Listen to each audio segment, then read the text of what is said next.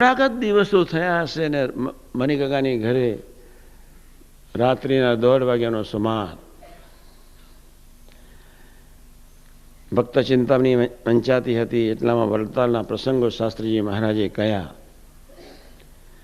એટલામાં મોદી કાકાએ વડતાલના સાધુની બેકાર અભાવની વાતો એકદમ ગરમ થઈ ગયા. મોદી કાકાને લીટી પૂરી ન કરવા દીધી. બરોબર વિચારજો, હું સમજાવું છું. લીટી પૂરી ન કરવા દીધી અને તરત જ આમ પડેલા હતા. તરત જ એકદમ આંચકો લાગે ઉભા થઈ આમ બેઠા થઈ ગયા હોય તેમ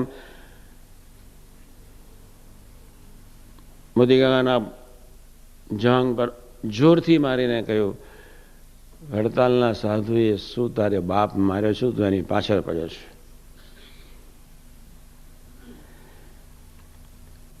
એક વાત, ભગવાન સ્વામિનારાયણનો કેવો મહિમા હશે.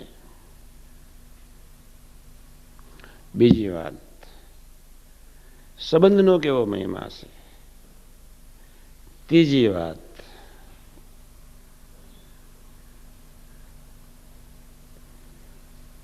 ભક્તોનો સંતોનો કેવા મહિમા હશે. ચોથી વાત, મોસ્ટ ઇમ્પોર્ટન્ટ,